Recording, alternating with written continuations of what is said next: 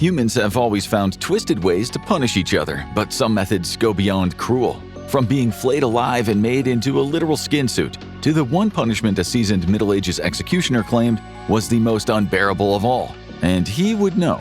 Brace yourself, you're about to dive into humanity's darkest chapters on today's episode of the Infographics Show.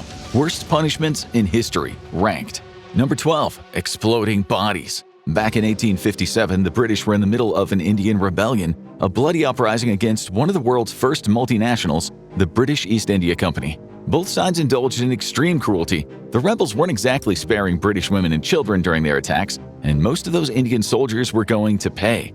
According to the soldier George Carter Stent, the Brits lined dozens of men up and shot them. But they wanted to send a message, so they got creative. They tied rebels in front of cannons and, well, they exploded them. Each man's back was placed against the end of the cannon. When it was fired, a 32-pound cannonball charged with about 11 pounds of gunpowder shattered his spine. Those cast iron balls would travel around 1,600 to 1,800 feet per second and could tear through multiple walls of houses hundreds of meters away. It was a very messy way to go out. Unlike most other punishments you'll hear about today, this one was at least over very quickly. But sometimes the British swapped the cannonball for grape shot. Not as messy, but more painful. In one recorded instance, the soldiers and spectators didn't get out of the way fast enough. People were hit, and some had to have limbs amputated, while British soldiers were injured after being struck by pieces of flesh and bone. The testimonies show that the only winners were the birds and the wild dogs, which gladly cleaned up the bits of the bodies. Okay, let's move on to a form of punishment you might be surprised comes so high up on the list. Number 11. Buried alive. Humans have been burying each other alive for centuries. The ancient Chinese practically perfected it. In 262 BC, when the state of Qin went up against the state of Zhao at the Battle of Changping, which many historians call the bloodiest battle of the ancient world, the Zhao came out the losers, and around 450,000 were killed, and almost 200,000 of them were buried alive. The Qin wisely spared a few hundred so they could go home and tell everyone what they'd seen. But burying people alive was once a go-to punishment in many parts of the world. In medieval Sweden, you could end up underground for something as petty as stealing. They called it kvik i jord, which means quick in earth. It was mostly women who got this punishment. Back then, mutilating or dismembering women was considered bad form. Executions were usually a violent spectacle, so just covering someone in dirt until they suffocated was seen as taking it easy on them. But men and animals weren't exempt. Court documents show that in 1611, the Sunerbo District Court in Sweden sentenced a man to be buried alive with his horse. It was that or being burned at the stake. At least he had company. The same thing happened with the 18-year-old Swedish farmhand Tuifrid, who in 1616 was buried along with a cow inside of a large stone mound. Burying people alive might seem cruel, but for the Germans it was standard practice. In 1505, in the city of Augsburg, two teenagers had the bright idea to murder their master, and they even roped in the cook to help. This was a conspiracy, so both of them were sentenced to death. One of the teenagers was beheaded, and the other, along with the cook, was taken to the gallows, placed in a ditch, and covered with dirt. To get a better idea of how things went down, we can look at the case in France in 1570, when a woman was convicted of abuse. She was placed in a pit covered with thorns and had a little reed stuck in her mouth. This was so she could have time to think about what the court record said was the evil act that she was condemned for. Then they slowly shoveled in the dirt, but it seems they took pity on her in the end and they drowned her instead. Drowning was a relative luxury back then, as we now shall see. Number 10. Elephant tricks. Having killer elephants might sound like something out of a bad action movie, but in ancient Asia they were all too real. Rulers didn't just ride those beasts into battle, they used them to carry out some brutal punishments. In Siam, now Thailand, there are stories of rulers using elephants to kick prisoners around like a soccer ball. The ruler might order them to stomp the man, but sometimes they would really show their power and their mercy, and they would tell the elephant to kick them gently, which was considerate of them. In 1330, an Arab explorer named Ibn Battuta was visiting the royal court in Delhi when he witnessed firsthand elephant destruction of humans. A group of condemned men had been accused of trying to murder an official, so the elephants were brought out. But these weren't just ordinary elephants, their feet had been kitted out with huge razors. According to Battuta, after the elephant threw the men around with its trunk, it sliced them into pieces with its Freddy Krueger legs. After the guys died, the guards made dummies from their bodies and threw away any extra flesh to the dogs. We'll talk more about skin peeling later. First, let's take a look at the most messed up punishment in all of punishment history. Number 9. Poena culae. If there is one thing the ancient Romans really hated, it was parricide. And that's when you murder your dad, your mom, your child, basically anyone in your close family tree. It was a big deal in Rome because people with a bit of money or power were getting bumped off by their own flesh and blood. So they didn't just criminalize it, they created a punishment so strange that it makes crucifixion look like a day at the local spa. It was called poena culae, the penalty of the sack. Now at first glance, it doesn't sound so bad. They sewed you into a leather sack and they threw you in a river. You drowned. End of story, right? Wrong. Modestinius, a Roman jurist from the 3rd century CE, coolly explained the full ritual. The culprit shall be beaten with rods stained with his blood, and then shall be sewn up in a sack with a dog, a cock, a viper, and an ape, and the bag cast into the depth of the sea. That's right, the condemned was placed into a dark, tightening sack alongside 4 other living, panicked creatures. The punishment went in and out of use for centuries, but sometimes they swapped out the animals depending on what was available. There are cases where no animals were included, which must have felt like winning the lottery. And if you think that this was some bizarre one-off punishment, think again. According to Roman philosopher Seneca the Younger, Emperor Claudius used this sack of animals party piece so often that he outpaced every previous century in just 5 years. But the truth is, for his era, Claudius was what you might call a soft touch. Number 8. Human torches. Rome hit a pretty rough patch at the turn of the millennium. First came Claudius, the man who made poena culae executions fashionable again. Then Caligula, a deranged sadistic maniac with a love for murdering his own relatives. And then finally Nero, Rome's execution specialist. Nero had a particular grudge against the Christians. When Rome went up in flames during the Great Fire, Nero needed a distraction. Someone had to take the blame. And blaming the Christians conveniently took the spotlight off of him. According to the Roman historian Tacitus, Nero had the wrongly accused Christians torn to pieces by wild animals, nailed to crosses, or burned alive. Another historian described one of Nero's signature touches. First, he dressed the condemned in the skins of harmless animals, sheep, goats, anything soft and docile, and then he let vicious dogs loose on them. And that was just the warm-up. He also crucified them, but never in the usual way. He would hang them upside down as if plain crucifixion wasn't cruel enough. But Nero's pièce de résistance was his human torches. He would coat Christians in flammable oils, tie them to stakes, and set them alight. They were his Roman candles, used to light up the streets at night. The 17th century book Martyr's Mirror added more gruesome detail. They claimed that Nero would drive nails through the condemned, perhaps to keep them from moving as they burned. Let's move on to a very different execution, one soaked in blood, teeth, and claws. Number 7. Death by beast. The Romans spent a lot of time marching into other people's lands, burning their cities, and dragging back anything that looked interesting. That included slaves and exotic animals. Creatures so strange that many Romans had never even imagined them. For the emperors, parading these animals around was a way to show their great power. Which brings us to damnatio ad bestias, death by beast. This punishment could be slow, it could be terrifying, and depending on the animal, it could be both. Absolutely no one wanted to die this way. One prisoner jammed his head into a turning cartwheel to escape the punishment. Once, 29 Saxon prisoners strangled each other rather than step into the arena and face the beasts.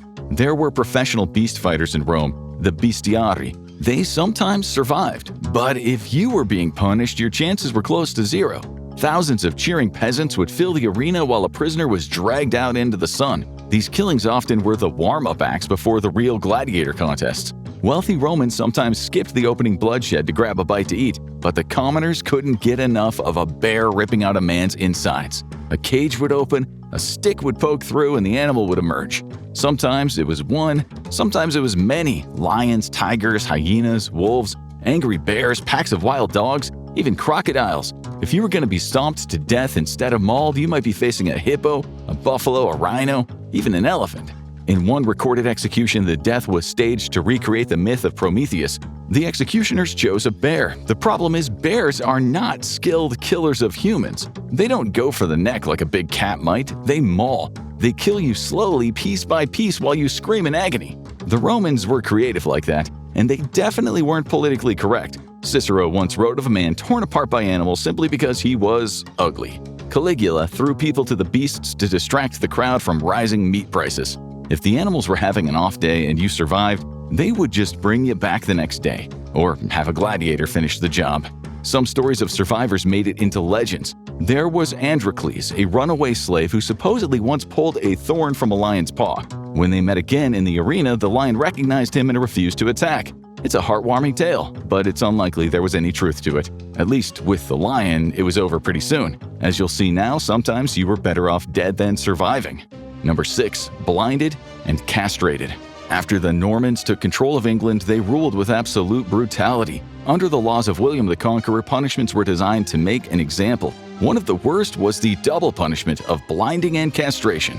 Back then, masculinity was not about charm or courtly love. What mattered was your strength in battle and your ability to father sons. So taking a man's eyes and his manhood was more than punishment. It erased his future, his status, and his identity. The chronicles are full of these stories.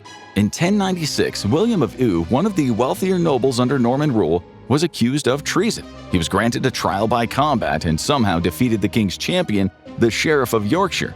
But King William II ignored the result, and instead of a pardon, William of Eu had his genitals cut off and he was blinded. He died soon after. Hardly surprising. Blinding was often a slow death. There were no antibiotics, no clean tools. A man could spend weeks wandering in agony and eventually dying from infection. Compared to that, being torn apart by lions sounds like a walk in the park, and some victims often had their noses cut off just to complete the humiliation. One man known for this kind of punishment was King Canute. He ruled England, Denmark, and Norway, and during his conquests, mutilation became his calling card. One chronicler described his reign as an outrageous attack upon the innocent as he maimed hostages to send a message. Actually, that was not unusual in Europe at the time. King John, also known as John Lackland, ruled England from 1199 to 1216. He had his own nephew, Arthur of Brittany, blinded and castrated. The charge was treason. The evidence was thin. In 1125, Henry I ordered the mass castration of England's financiers, accusing them of debasing the currency. Every one of them lost their manhood, and just to finish the job, he also had their right hands cut off. This was consistent with old Anglo-Saxon law, but even then it raised a few eyebrows. Still, the people who suffered most were the peasants. For crimes as minor as fishing in the wrong pond or arguing with the wrong man, peasants could be blinded and mutilated. But in medieval England, things could always get worse. Number 5. Flaying. Few punishments in history were more excruciating than flaying. This horrific method, where the skin was slowly removed from the body, was so extreme. One medieval professor in England and a medieval expert said it only happened in Europe under extraordinary circumstances. The bad news was it could last hours or even days if the victim didn't die from shock or massive loss of blood. Death might come by way of hypothermia or infections. According to the book Flaying in the Pre-Modern World, Practice and Representation, Marco Antonio Bragadin, a Venetian commander who surrendered to the Ottoman Turks after the siege of Cyprus in 1571, was given the flaying treatment and then made into an effigy in the city of Constantinople, not Istanbul. Other than that, besides the Christian martyr stories of flaying that might not be 100% true, the Europeans didn't make a habit of slicing off a man's skin. We know the ancient Assyrians did it to rebels, such as the Persian judge Sisamnes, who was flayed. His skin became a seat covering for his successor's fashionable chair. This event was recorded by the Greek historian Herodotus, but if you want ample proof of flaying, you have to head over to China. Number 4. Lingchi. In China, the last cases of death by 1,000 cuts, otherwise known as Lingchi, was similar to flaying, and it happened as late as the early 1900s, with illustrations to prove it. The problem is Western propagandists or sensational writers might have exaggerated flaying in China, but we still know it happened from Chinese historical documents. Chinese Lingchi executions usually took chunks out of the condemned but not the whole skin, and in some cases the executioner might have been paid a bribe to stab the man in the heart, while many of the victims could have at least died while on opium. It could have been over very quickly, but Chinese documents do occasionally talk about hours or even days of cutting. A British historian in the late 1800s said he saw it with his own eyes, later writing that the executioner was slicing large pieces off of the victim. There's also solid evidence that the Aztec priests would wear the flayed skin of men, but the victims were skinned after death. The skin suit was not about causing pain, but related to symbolic fertility, rebirth, and agricultural good days. Okay, things are about to get nasty. Number 3. Keelhauling. Back when sailors traveled the 7 seas, the ship's captain wasn't just the leader, he was the judge, jury, and executioner. Discipline on board was absolute, and crossing the line, whether it was theft, violence, or outright mutiny, meant swift, brutal justice. Normally, that meant flogging, catching a bullet, or being pushed over the rail. But there was another punishment, one that was far more terrifying: keelhauling. A rope would be tied around the ship running from one side to the other. The sailor would be fastened to that rope and thrown overboard. Then the crew would drag them under the keel of the ship from port to starboard, scraping along the barnacle-encrusted hull. The barnacles would slice into the flesh like knives. If they were lucky, they drowned. If not, they were hauled back on deck, beaten, and then sent back under again, over and over until dead. So imagine being assaulted, dunked into salt water, and then effectively flayed again, all while slowly drowning. On September 4, 1880, the British Parliament brought it up during a debate. One speaker said some reports of it happening in Italy might have been false, but he cited it as a known punishment under Emperor Paul of Russia. There's also evidence that keel hauling was practiced aboard Dutch ships, and even some archaeological signs that ancient Greek sailors did something similar. It was slow, it was agonizing, and it left a message for everyone watching. Now let's move on to the next two punishments. Both were common, both were horrifying. Both were absolutely real and very much a major part of the system of justice. Number 2. Drawn and quartered. Execution days in jolly old England were a family affair. Crowds would gather in town squares, street sellers lined the road, flogging pies and beer. It was a carnival atmosphere, although this celebration would have more bloodshed. The condemned would have already been stretched on the rack until their joints nearly popped. After that, they would be dragged through the streets tied to a horse by their feet. People would hurl rotten vegetables at them. Some of the more committed spectators would toss buckets of urine. The prisoner would arrive at the scaffold filthy, broken, and shaking. But that was just the warm-up. The real show was about to begin, the kind the authorities hoped would scare people into obedience. The executioner would start at the stomach, driving a knife in and cutting upward. The prisoner would still be fully conscious, all while the crowd cheered. Depending on the era, they might have been hanged first until almost dead and then cut down to continue the show. Next came the limbs. They were either hacked off one by one with an axe, or the prisoner's arms and legs were tied to horses, which would then run in opposite directions. That last part sometimes failed because horses don't always cooperate in human depravity. But when it worked, the accused was torn into 4 bloody pieces. Once they were dead, the head would be placed onto a spike and sometimes onto a bridge for all to see. The body, or what remained of it, might be taken to different cities. The torso might rot in a cage called a gibbet, left out in the elements to survive as a warning and for kids to throw pebbles at. Members of the public would often complain about the stink filling the streets. The details changed over the centuries, but the result was always the same. It was overkill in every sense. The first recorded English case was in 1283. The Welsh prince David ap Griffith suffered the full treatment: hanged for homicide, eviscerated for sacrilege, beheaded, and quartered for trying to kill the king. William Wallace, the Scottish freedom fighter, met the same fate in 1305. Reports say that he was very much still alive when they opened him up. Guy Fawkes, the Catholic conspirator, was considered lucky when he died during the hanging part in 1606. The British still celebrate his death every year with fireworks. Hanging, drawing, and quartering was written into English law until it was abolished in 1870. Sometimes they freestyled. Your heart might be ripped out. In one recorded case from August 31st, 1782, the Hampshire Chronicle described the execution of David Tyrie, an English naval clerk accused of spying for the French. His head was severed from his body, his heart taken out and burnt, and his body quartered. So yes, it may have been quicker than flaying, but not quite as drawn out as keelhauling. Okay, but this next one is worse. Number 1. Ye shall suffer. Franz Schmidt was the official executioner of Nuremberg for 45 years in the mid-1500s when he executed 361 people. Being an executioner was a lonely life. The locals tended to not like you very much, and you were barred from alehouses and other public places. And if you botched a beheading and caused more suffering than was necessary, the mob could very easily execute you. We know this because Franz wrote it all down in his diary, which became a famous book.